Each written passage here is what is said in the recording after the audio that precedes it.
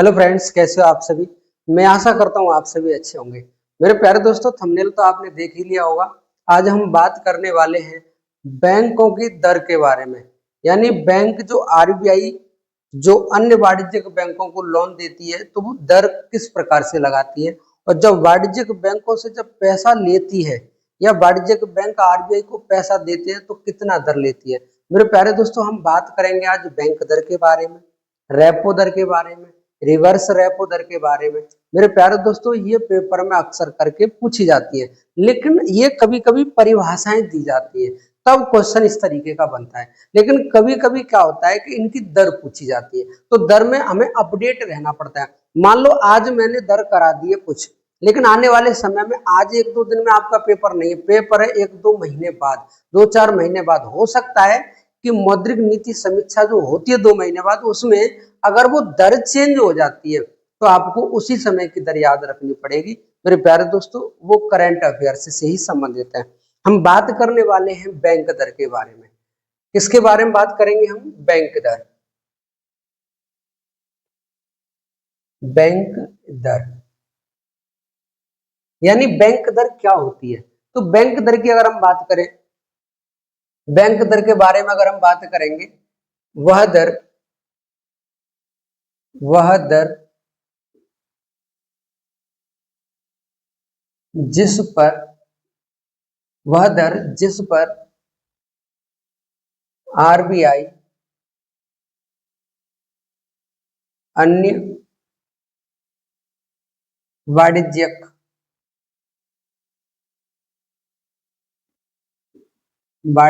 बैंकों को वह दर जिस पर आरबीआई अन्य वाणिज्यिक बैंकों को दीर्घकालिक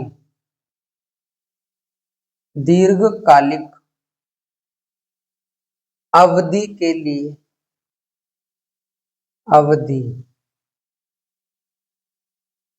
दीर्घकालिक अवधि के लिए वह दर जिस पर आरबीआई अन्य वाणिज्यिक बैंकों को दीर्घकालिक अवधि के लिए ऋण देता है वह दर बैंक दर कहलाता है। यानी आपसे पूछे बैंक दर क्या होता है, तो बैंक दर क्या होता है कि आरबीआई है अन्य वाणिज्यिक बैंकों को लंबे समय के लिए, लॉन्ग टाइम के लिए लोन देता है, और लोन लंबे टाइम के लिए जिस दर पर दिया जाता है उसे क्या कहते हैं? बैंक दर कहते हैं। तो मेरे प्यारे दोस्तों, अगर आपसे बैंक का वर्तमान में परसेंट पूछे कि बैंक दर की दर क्या चल रही है, तो आप बता देना बैंक दर चल रही है 5.50%। कितनी चल रही है? 5.50%। अब मेरे प्यारे दोस्तों, ये दीर्घकाल के लिए लोन दिया जाता है। वहीं हम आगे बात करें एक और दर की जो पेपर में पूछी जाती है, उसे कहते हैं रेपो दर। एक क्या होती है? रेपो दर होती है। रेपो दर में और बैंक दर में अंतर क्या है ये समझो पहले। अंतर वह दर जिस पर आरबीआई अन्य वाणिज्यिक बैंकों को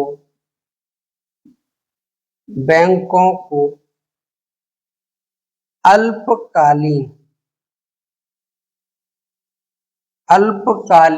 अवधि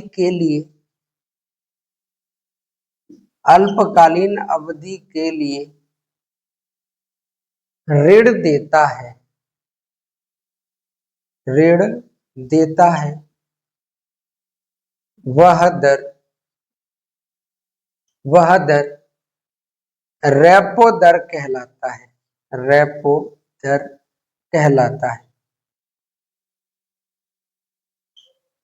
यानी बैंक दर में और रेपो दर में अंतर किसका है? केवल समय का। अंतर किसका है? केवल समय का। ये लंबे समय के लिए अन्य वाणिज्यिक बैंकों को लोन दिया जाता है और ये अल्पकालीन समय के लिए, यानी कम से कम 90 दिन,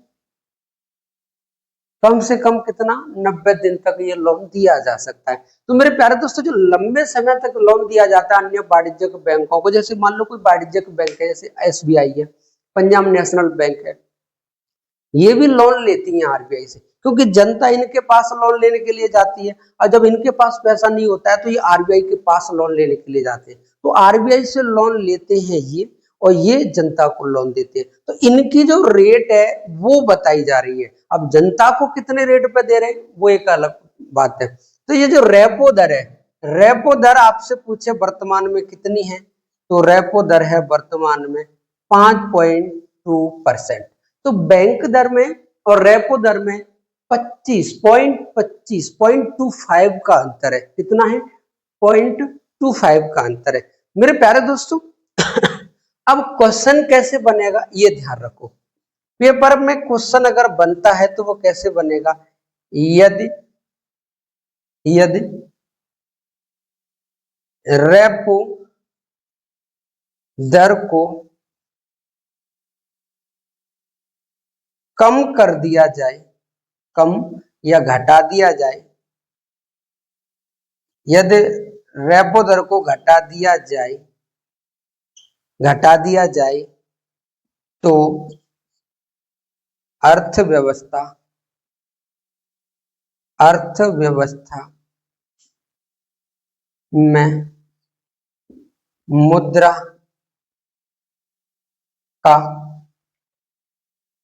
मुद्रा का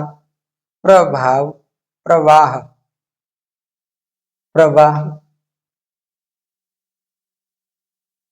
बढ़ जाएगा।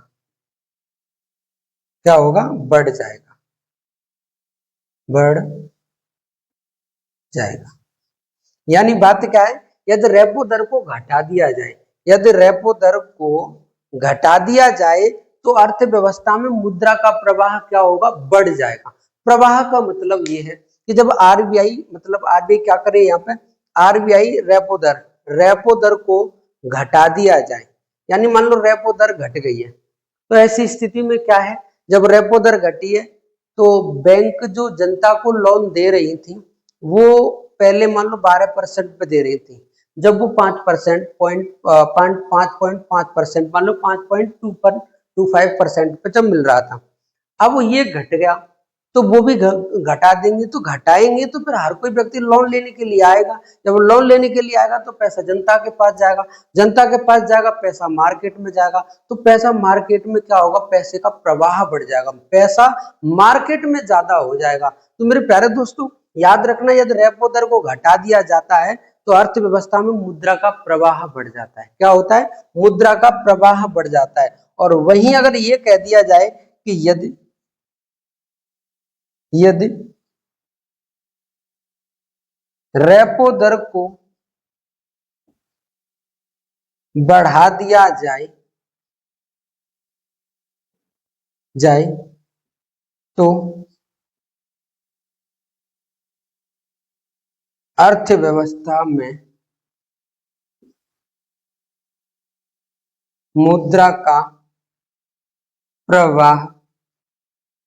मुद्रा का प्रवाह कम हो जाएगा। ये दोनों पॉइंट याद रखना, पेपर में क्वेश्चन ऐसे आता है, यदि रेपो दर को घटा दिया जाए तो अर्थव्यवस्था में मुद्रा के प्रवाह पर क्या प्रभाव पड़ेगा। तो मेरे प्यारे दोस्तों, यदि रेपो दर घटाई जा रही है तो प्रवाह बढ़ेगा, यदि रेपो दर बढ़ाई जा रही है तो प्रवाह घटेगा। इतना याद रखना।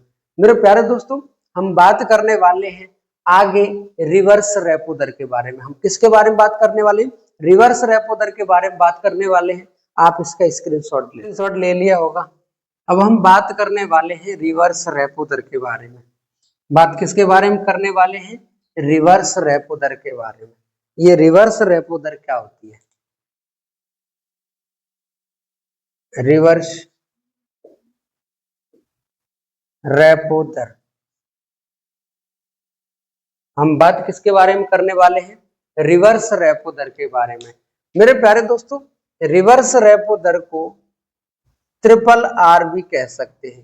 Reverse repo rate. Reverse repo rate या रिवर्स रेपो दर मतलब एक ही है।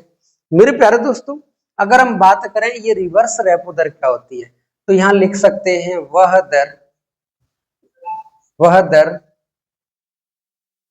जिस पर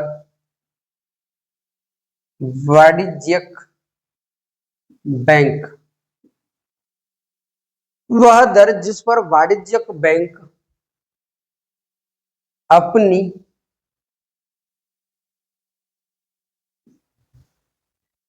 अधिक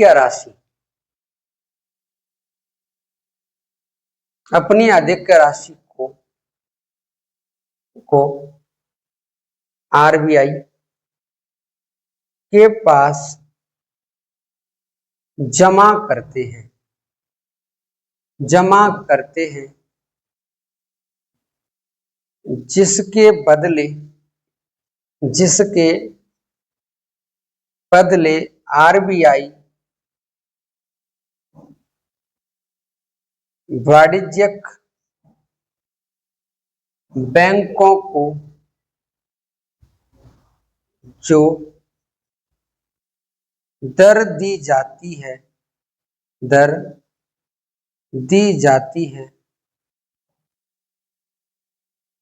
उसे रिवर्स रेपो दर कहा जाता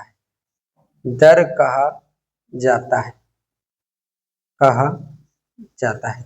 यानी इस लाइन से क्या स्पष्ट हो रहा है, इसमें ये सब कुछ लिखा है, लेकिन बात इसकी है कि जैसे मान लो कभी कभी क्या होता है कि वाणिज्यिक बैंकों के पास तमाम पैसा जमा हो जाता है। जब वाणिज्यिक बैंकों के पास तमाम पैसा जमा हो जाता है और कोई लोन लेने के लिए राजी नहीं है, तो ऐसी कंडीशन में जो वाणिज्यिक बैंकों के पास जो पैसा होगा वो वाणिज्यिक बैंक पैसा आरबीआई के पास वापस भेज सकती है। तो जो आरबीआई के पास जो पैसा रखा जाता है उस पैसे के बदले आरबीआई वाणिज्यिक बैंकों को कुछ दर यानी कुछ ब्याज देती है, और जो कुछ ब्याज जो दी जाती है उसे क्या कहते हैं, रिवर्स रेपो दर। मेरे प्यारे दोस्तों, रिवर्स रेपो दर की जो दर है वो कितनी है, तो बता देना 3.35%। कितनी है, 3.35 दर। मैं आशा करता हूं आपकी समझ में आया होगा।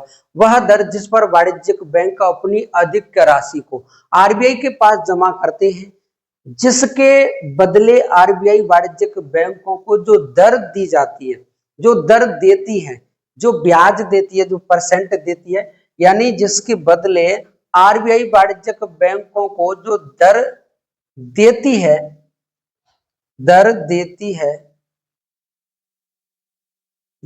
है उसे रिवर्स रेपो दर कहा जाता है। और रिवर्स रेपो दर वर्तमान में कितनी है, 3.35%।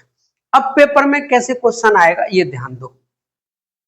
पेपर में क्वेश्चन कैसे आता है इस पर बहुत गहन तरीके से अध्ययन करने की जरूरत है, क्योंकि पेपर में क्वेश्चन इस तरीके से आता है। यदि मान लो पेपर में क्वेश्चन आया, यदि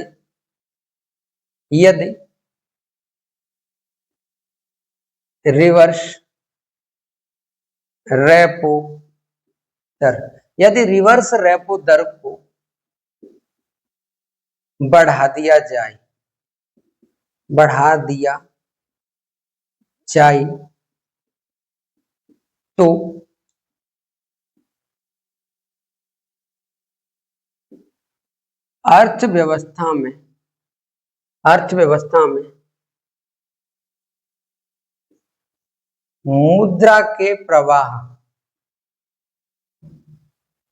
तो अर्थव्यवस्था में मुद्रा के प्रवाह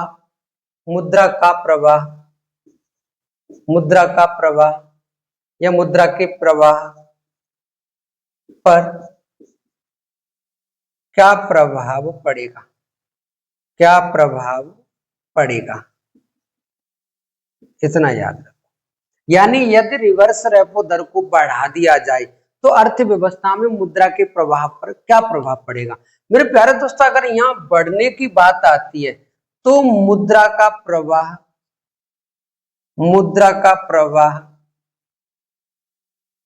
क्या होगा, कम हो जाएगा। क्या हो जाएगा, मुद्रा का प्रवाह कम हो जाएगा। यानी कहने का मतलब ये है कि मान लो मार्केट में वाणिज्यिक बैंकों का पैसा लगा हुआ है जनता के माध्यम से, यदि और बैंक उनके पास बार बार पैसा मांगने के लिए जा रही है, बार बार पैसा मांगने के लिए जा रही है और वो लोन नहीं चुका पा रहे हैं, तो इससे अच्छा ये बैंक क्या सोचेंगी कि जनता के पास बार बार पैसा मांगने से अच्छा है अगर हम पैसा आरबीआई को दे दें, क्योंकि आरबीआई ने अपना क्या है, रिवर्स रेपो दर बढ़ा दिया है कि यदि कोई बैंक हमारे पास पैसा जमा करती है तो हम उसको इतना इंटरेस्ट देंगे, इतने परसेंट पैसा देंगे। तो ऐसी कंडीशन में क्या, वाणिज्यिक बैंक रिवर्स कहाँ पैसा ले जाती है, वापस आरबीआई के पास में।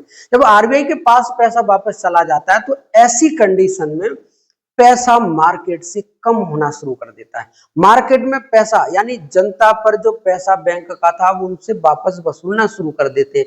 जब वसूलना शुरू कर देते तो वसूल करके कहाँ, आरबीआई के पास भेज देते। तो जो अर्थव्यवस्था में जो मार्केट में पैसा का प्रवाह था वो क्या होता है, कम हो जाता है। सेम कंडीशन यही है। अगर यहाँ कम लिख रहा होता, अगर यहाँ पे इस तरीके से लिख रहा होता, यदि रिवर्स रेपो दर, यदि रिवर्स रेपो दर को कम कर दिया जाए, कम कर दिया जाए तो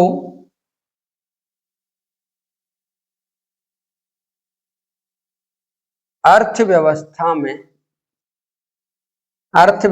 में मुद्रा के प्रवाह पर क्या प्रभाव पड़ेगा। इस तरीके से क्वेश्चन ये दूसरा डाल दिया उसने पेपर में, यानी दूसरा क्वेश्चन डाल दिया। यदि रिवर्स रेपो दर को कम कर दिया जाए तो अर्थव्यवस्था में मुद्रा के प्रवाह पर क्या प्रभाव पड़ेगा। तो मेरे प्यारे दोस्तों, बात किसकी हो रही है, कम की। तो अब ऐसी कंडीशन में क्या होगा, मुद्रा का प्रवाह क्या हो जाएगा, बढ़ जाएगा। क्या हो जाएगा, बढ़ जाएगा, बढ़ जाएगा। ठीक है ना, क्या हो जाएगा, बढ़ जाएगा। ये कम होगा, ये बढ़ेगा, ये बढ़ेगा, ये कम होगा। ऐसी कंडीशन पेपर में पूछी जाती है और क्वेश्चन बने हैं और बनते हैं पेपर में। इसका स्क्रीनशॉट ले लो। आगे हम बात करने वाले हैं एक और दर के बारे में। स्क्रीनशॉट ले लिया होगा। आगे हम बात करने वाले हैं एसडीएफ के बारे में। एसडीएफ क्या होता है, अगर आपसे पूछे एसडीएफ, एसडीएफ का मतलब होता है स्टैंडिंग डिपॉजिट फैसिलिटी। क्या होता है, स्टैंडिंग डिपॉजिट फैसिलिटी, यानी स्थायी जमा सुविधा। क्या होता है ये, स्थायी जमा सुविधा। अगर हम एसडीएफ के बारे में बात करें तो एसडीएफ है क्या। मेरे प्यारे दोस्तों, आपने नाम सुना है ट्रिपल आर का। ट्रिपल आर का मतलब क्या होता है, reverse repo rate. Reverse repo rate में क्या होता है कि ये जो वाणिज्यिक बैंक है, वाणिज्यिक बैंक पैसा किसके पास रखती है, आरबीआई के पास। क्योंकि ये आरबीआई के पास रखते हैं, ये समझ लो कि आरबीआई इनसे उधार लेती है। मान लिया आरबीआई जो वाणिज्यिक बैंकों से पैसा उधार लेते हैं, उस पर जो वाणिज्यिक बैंकों को रेट देती है, वो रेट ही क्या कहलाता है, रिवर्स रेपो रेट। अब बात ये है कि पहले आरआर यानी रिवर्स रेपो रेट चलता था। इसमें क्या होता था कि जब ये वाणिज्यिक बैंक है, जब आरबीआई के पास ये पैसा रखती थी तो आरबीआई से कुछ प्रतिभूति रखती थी अपने पास में गारंटर के तौर पे। लेकिन अब क्या किया है, अब इस ट्रिपल आर की जगह पर एक नया कॉन्सेप्ट आरबीआई लेकर के, जिसका नाम है एसडीएफ। आपसे कभी भी पूछेगा रिवर्स रेपो रेट के बदले कौन सा नया फॉर्मूला लेकर के आई आरबीआई, तो वो है एसडीएफ। अब एसडीएफ में क्या होता है कि एसडीएफ में इस ट्रिपल आर से पैसा ज्यादा मिलता है इधर। मेरे प्यारे दोस्तों, हमने अभी बात की थी यहाँ पे, जब वो आरबीआई इसके पास कोई सरकारी प्रतिभूति रखेगी तो ऐसी कंडीशन में वो कितना दर दे रही थी, 3.5%। लेकिन अब एसडीएफ के बदले, एसडीएफ में अगर कोई पैसा रखता है आरबीआई के पास में एसडीएफ दर पे, तो ऐसी कंडीशन में कोई सरकारी प्रतिभूति देने की आवश्यकता नहीं है, लेकिन इस पे दर ज्यादा मिल जाएगी। दर कितनी मिल जाएगी, दर मिल जाएगी 5.00%। कितनी दर मिलेगी? 5.00%। तो आरआर जो ट्रिपल आर इस रिवर्स रेपो रेट कहते हैं, उसी के जैसा ही है एसडीएफ, उसी की जगह पर आया है। अगर कोई एसडीएफ में पैसा जमा करता है वाणिज्यिक बैंक आरबीआई के पास में, तो उस पर रेट ज्यादा मिलता है, उस पर दर ज्यादा मिलता है। लेकिन आरबीआई कोई सरकारी प्रतिभूति वाणिज्यिक बैंकों के पास नहीं जमा करती है। मैं आशा करता हूं आपकी समझ में आया होगा। अब हम बात करने वाले हैं एमएसएफ के बारे में। इसके बारे में बात करने वाले हैं एमएसएफ के बारे में। एमएसएफ तो आपने सुना होगा। अब हम बात करने वाले हैं एमएसएफ के बारे में। एमएसएफ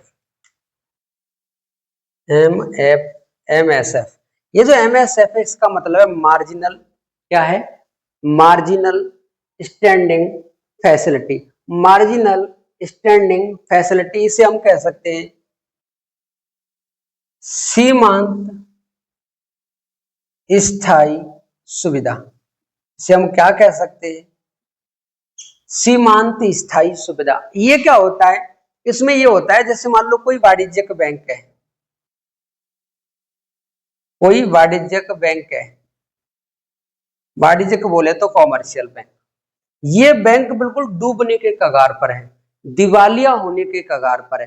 तो ऐसी स्थिति में आरबीआई क्या करती है? ऐसी स्थिति में आरबीआई इस बैंक को डूबने से बचाने के लिए एक दिन के लिए बहुत बड़ी रकम, बहुत अच्छी ब्याज पर देती है। यानी एक रात के लिए, केवल कितने समय के लिए? एक रात के लिए आरबीआई इसको भारी ब्याज पर वाणिज्यिक बैंक को लोन देती है, ऋण देती है। और ये जो भारी ब्याज पर जो ऋण दी जाती है वाणिज्यिक बैंक को, उसी को क्या कहते हैं? एमएसएफ कहते हैं। क्या कहते हैं? एमएसएफ कहते हैं। तो केवल ये एक रात के लिए दी जाती है। अगर आपसे पूछे एमएसएफ की दर वर्तमान में क्या है, तो एमएसएफ की दर है वर्तमान में 5.50%। यानी मान लो अगर मोटी रकम वाणिज्यिक बैंक को दी है एक रात के लिए, तो उसमें 5.5 यानी 5.50% जितना रुपया बैठा होगा उतना एक्स्ट्रा करके आरबीआई को वापस दूसरे दिन देना पड़ेगा। तो मेरे प्यारे दोस्तों, एमएसएफ भी आपकी समझ में आगे होंगे। तो मेरे प्यारे दोस्तों, जैसे बैंक दर है, रेपो दर है, रिवर्स रेपो दर है, एमएसएफ है, एसडीएफ है, ये आपकी समझ में आया होगा। ये दरें पेपर में पूछी जाती हैं और पूछा जाता है ये क्या है। तो मैं आशा करता हूँ आपकी समझ में आया होगा। अगर क्लास अच्छी लगी है तो वीडियो को लाइक करें, चैनल को सब्सक्राइब करें और अपने दोस्तों पर शेयर करें। जय हिंद, जय भारत मेरे प्यारे दोस्तों।